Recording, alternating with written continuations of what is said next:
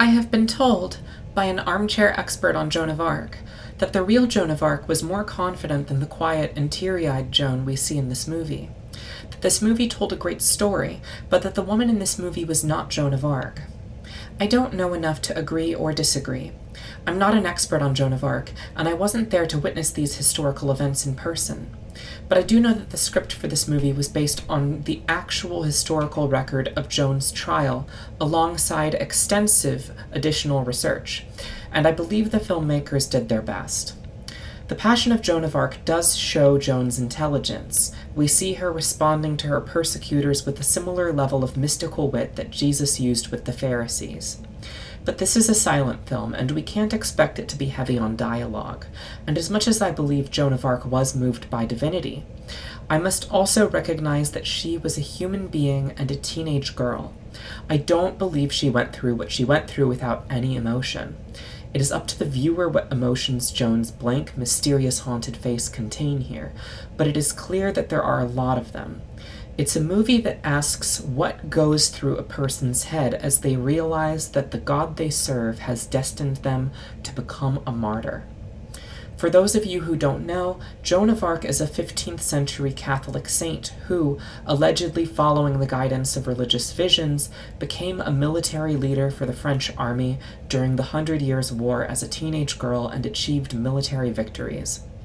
While these victories helped France eventually win the war years later, Joan herself was martyred after being captured by the English around the age of 19.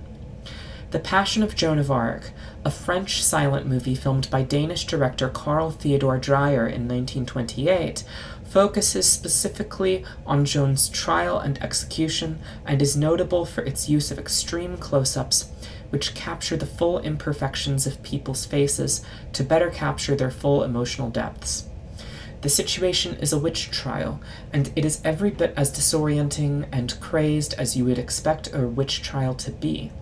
After all, paranoia about witches is a kind of spell you cast on yourself. The witch trial here is fueled by misogyny and queer phobia as much as it is by the political tension of the war. The main point they use to attack Joan is her cross-dressing. Joan says that God told her to dress in men's clothes. The church tells her that this command could only have come from the devil. I am not saying that Joan of Arc is a transgender man, and I cannot speculate about her sexuality.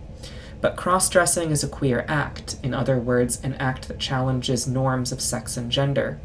And in persecuting Joan for this, they are persecuting her out of a fear of queerness.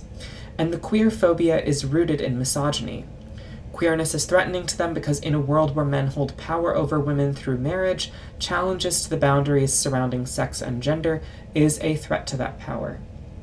If a woman can put on a man's clothes and move through society with the power of a man, what's to stop all women from doing that?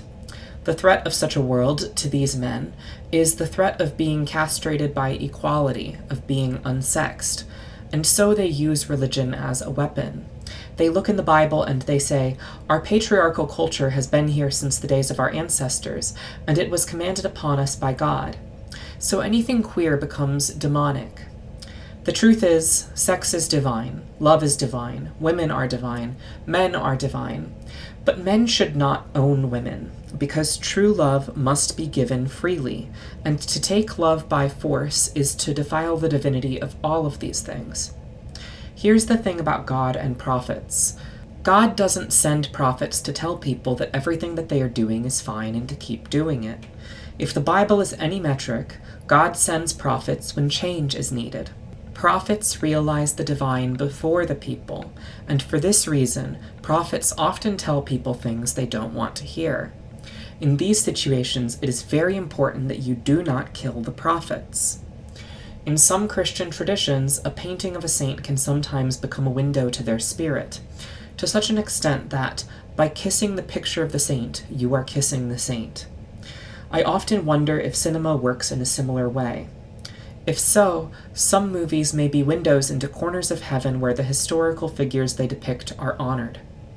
The unfortunate dark side to this idea is that in cases like this, the people who persecuted Joan, because they martyred a saint in their ignorance, are likewise held in a kind of hell by this movie, as an example for the rest of us to learn from. I don't like the idea of threatening people with hell, at least not an eternal one. But this kind of hell is real, the hell of being remembered dishonorably.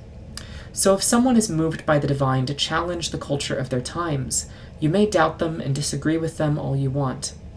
But do not kill them. Do not harm them, lest by the very same measure that harm is placed on you across time beyond.